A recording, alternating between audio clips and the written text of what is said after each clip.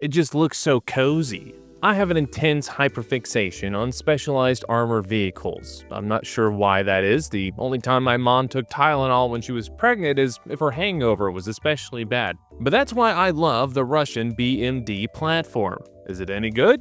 Not really. One could argue it's in fact bad. But we'll be covering it. 2A28 the like and subscribe button, and let's talk about it. This is a BMD 4M to be exact, and it's the latest iteration of the BMD series of vehicles to date. And despite being pretty tiny relative to other armored vehicles, it packs 5 different weapon systems into a single vehicle platform. Is having 5 different weapons on a single vehicle a good thing? We'll talk about that later. The BMD, or whatever this says, is Russia's infantry fighting vehicle specifically designed for its airborne forces. It carries troops in the back, it's got a big gun on top, and therefore it is my favorite kind of vehicle. For reference, this directly translates to Combat Vehicle of the Airborne.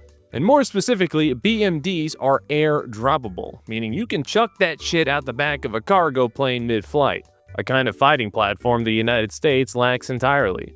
Moving armored vehicles around is a pain in the penis. If you want to move a lot of them, you're going to need cargo ships and railways. Most vehicles are air mobile in that they can physically be carried by a cargo plane from A to B, but the economics and practicality of that breaks the second you try to do it at scale. But if you design your vehicle specifically for that job and are able to have it fight as soon as it hits the ground, then you run a different story. But what that translates to is that, like an unattended child at an inner city mall, the BMD is both small and very, very lightly armored. Despite my inherent fascination with this vehicle and the fact that being big, bulky, and heavy is a crime punishable by death in modern warfare, we've only seen a handful of these pop up occasionally compared to its other Russian vehicle cousins. So why is that? Well, first let's talk about the actual BMD itself. But that is actually kind of hard to do for 2 reasons, and the first reason leads to the second reason. The first reason is that this is a family of vehicles, with different variants that spawn their own sub-variants. So 2 versions of the BMD can have completely different stats and be used for completely different tasks. The second reason is that even if I spent over an hour talking about all of them, one guy is still gonna comment that I forgot to mention one variant that only got made as a prototype in the 90s, and the only record of it existing is a grainy picture found on a tank forum in 2003, and then they'll call me a mean name. I do what I can here, okay? But in a loose sense, there are 5 main ones, which are the BMD 1, 2, 3, 4, and 4M.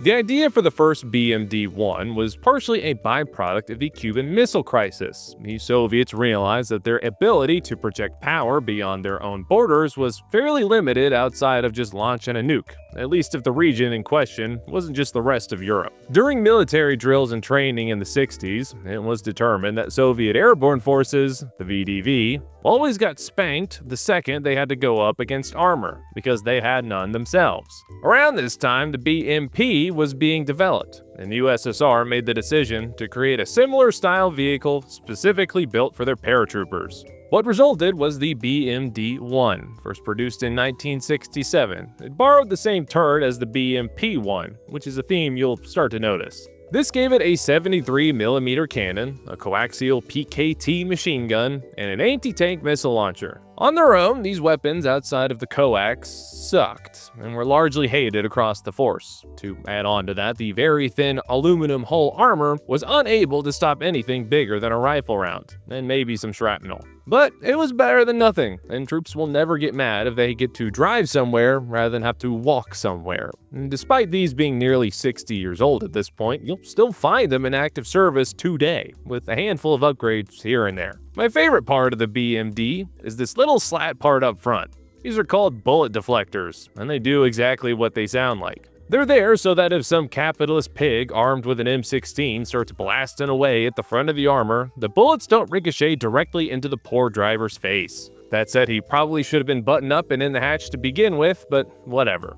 You see this on BMPs as well, but I just like how small that section is on the airborne version. I find it cute. BMD-1s would be the primary version until 1985, when the Red Menace decided to introduce the BMD-2, based on lessons in Afghanistan fighting the brave Mujahideen fighters that this video is a tribute to. The 73mm single-shot cannon got replaced with a 30mm autocannon and an upgrade to its ATGM launcher, both of which made it so that it could actually engage targets effectively, especially ones expected to face off against Soviet paratroopers. The hull was made slightly bigger, mostly to accommodate the new gun, and just a little bit of extra room for the 5 dudes in the back. Meanwhile, the front plate was redesigned to be at a better angle, to improve ballistic defense, but without actually increasing the thickness of it. Fun fact, Wikipedia does not know when these stopped being produced. No, Wikipedia is not my primary source, I just thought that was funny. By the late 80s and early 90s, the Soviets, soon to be Russian Federation, realized that both the BMP and BMD designs were being held back by the sheer geometry of the vehicles, so if they wanted to upgrade them, they might as well go back to the drawing board to do it. What resulted was the BMD-3 in 1990. While the journey from BMD-1 to 2 was essentially a modification program, the BMD-3 was a totally different vehicle.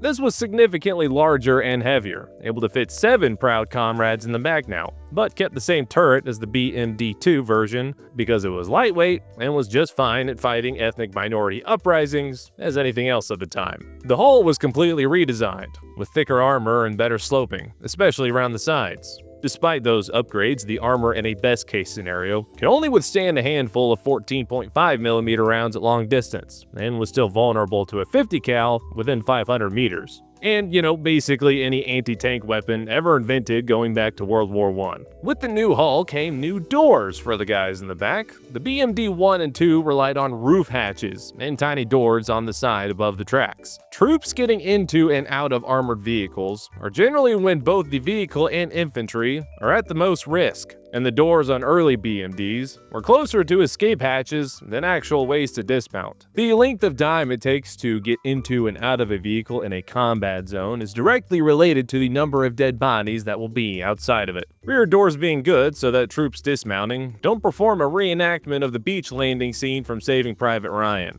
And it allows the main gun to have more fields of fire while troops are getting in and out. Remember everyone, comparison is the thief of joy, which is why I send pictures of American vehicles that just have entire ramps to Russian troll accounts on Twitter.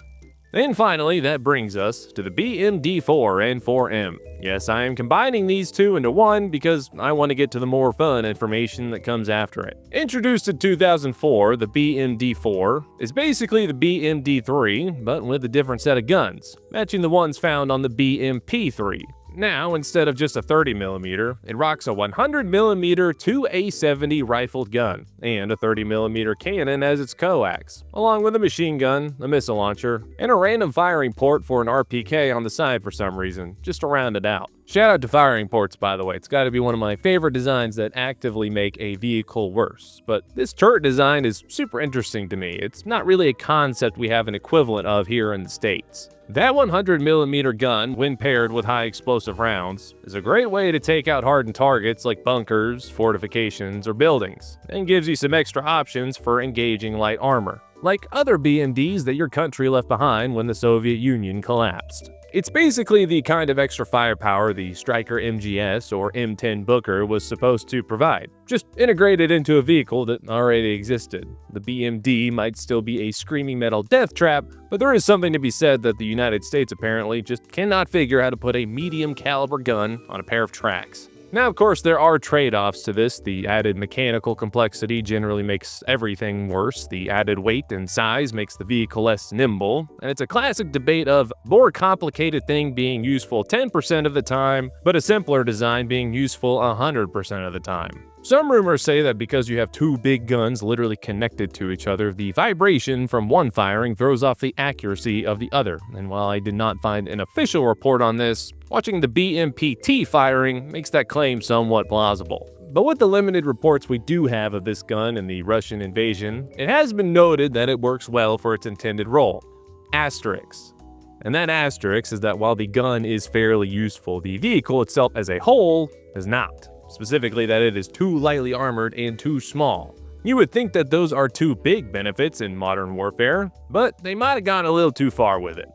The BMD was meant to provide paratroopers with fire support, and armor that was, well, at least better at stopping bullets than the striped t-shirt those guys wear. It was never intended for the slogfest drone hellscape that is Ukraine in the 2020s. Plenty of people scoff at countries producing heavy tanks today that can take a beating but are slower and make easier targets, while praise the mighty Toyota Hilux, peace be upon it. But there is such a thing as too light. A truck can't stop a rocket, but it is fast and very cheap. A BMD also can't stop a rocket, and while it's decently fast, it ain't cheap. Tanks are vulnerable, there is no debating it. But the armor they do have means a couple things.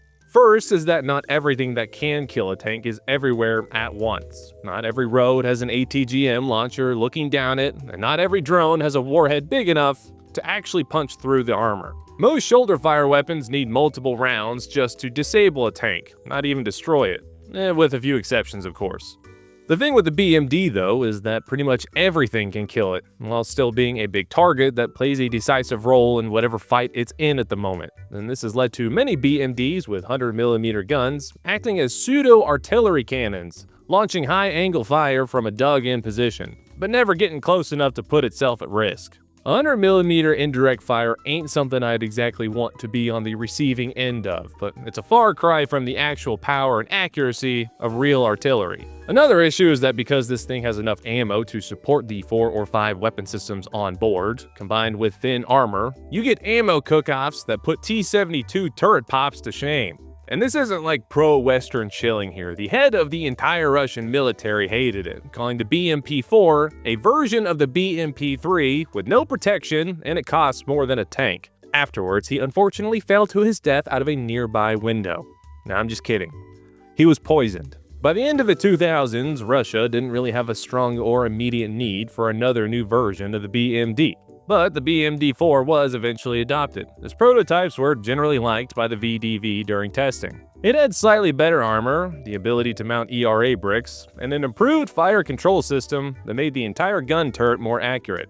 Now, there were roughly 3,500 BMD-1s produced, and 2,500 BMD-2s built, give or take depending on what source you go with. Alternatively, there were at most 137 BMD-3s built, which, tracks with the whole Cold War ending and the Soviet Union falling apart thing. But there are even fewer BMD-4s built. So if you look at it on a bigger scale, you have mass production in the first 2 models, a few stopgap solutions after that, and now that leads us to the BMD-4M, which is currently still in mass production and has been produced in the several hundreds now. The 4M is largely similar to the 4, but with better armor, a better engine, and higher parts commonality with the BMP-3, which keeps costs down and simplifies logistics. But that's why the majority of BMDs we see rolling around in Ukraine are older models, simply because they never actually got replaced by anything newer. If you're looking to buy a BMD-4M, it's going to run you somewhere between $750K and $1 million American dollars, which, despite the kind Russians' criticisms, is a little less than half of what a new BMP-3 costs and just a fourth of a new T-90M out the factory. Despite that it is in fact on the cheaper side of new vehicles that Russia builds, they are still fewer in number, partially because they have a habit of getting blown up a lot. You can't repair your IFV if all that's left is flaming scrap metal and one half of a human torso. Any BMD you come across will come equipped with an anti-tank launcher, but modern ones can actually have 2 at the same time, which is kinda weird, so we'll talk about it for a little bit. Most can be configured to carry a tube-launched Konkurs or Faggot missile. But if you run into a BMD that has a 100mm gun, these can also double as missile launchers. These fire the 9M117 series of ATGMs, which are laser beam riders that the operator guides to the target. The idea behind these was that unlike American Bradleys that have the launcher built in at all times, not every BMD was going to have a dedicated tube launcher, so this round gives them a little more flexibility built in if they need to engage a tank. How useful those actually are is to be decided. There haven't really been solid reports of them being used in Ukraine, and some internet rumors claim that the rounds are very uncommon and troops aren't really trained on how to use them, but the option is there, I guess. You don't really see a lot of ATGMs these days being barrel-fired in that kind of fashion. Yes, many if not most tanks have some kind of ability to fire them, but that's kind of what the giant gun in the front is for, and it probably has a much higher hit probability. But these do typically have longer ranges than the main gun. The 100mm gun with your conventional high explosive rounds has a max range of 4,000 meters, but if you fire a missile from it, it can reach 5,500 meters. Now, good luck actually hitting anything at that distance. Ground-based laser guidance gets funky at 5.5 kilometers out, but at least it'll still blow something up at that range. It just might not be exactly what you're aiming at. A big reason why hitting things at that distance in a BMD is hard is because they are what the kids call short and stout. BMD 1 and 2s were only 6.5 feet tall at their absolute tallest point. BMD 3s and 4s are only 8 feet at max. So while yes, your gun can physically shoot that far, good luck finding an unobstructed view to take advantage of that. Now, unlike BMPs and T-72s, the BMD was never this widespread design that spread like wildfire to other countries needing cheap military equipment. Most of that coming from the fact that the majority of countries don't have dedicated airborne forces and enjoy armored vehicles that don't blow up if you sneeze too hard. Any country that isn't Russia that owns BMDs typically owns them because they happen to have been there when the Iron Curtain fell and no one thought to ask for them back. Belarus and Kazakhstan still operate a handful in limited numbers, but countries like Georgia and Moldova basically just let them rot in storage. Uzbekistan is believed to have been left a few when they gained independence, and if there's anything that needs an airstrike right now, it's not Venezuelan drug boats, it's Uzbek armored vehicles.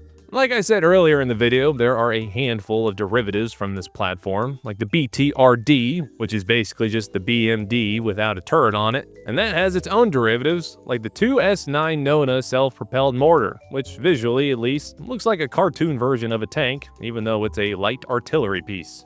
While there have been exactly 0 combat drops of these things in the current invasion, they do have some unique quirks for vet tasks, such as hydraulically raising and lowering the hull so that it fits better into aircraft.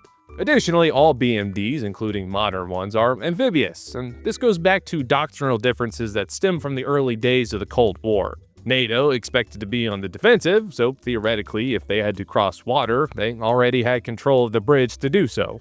Meanwhile, the Soviets were planning to be on the offensive, so their strategy relied on shock and speed over anything else. So, making your vehicle able to swim meant you could cross rivers on the spot and not have to try to fight for bridges or sit around while engineer support came to build one for you. And I don't care how much you pay me, I am not sitting in one of those when they go across the water.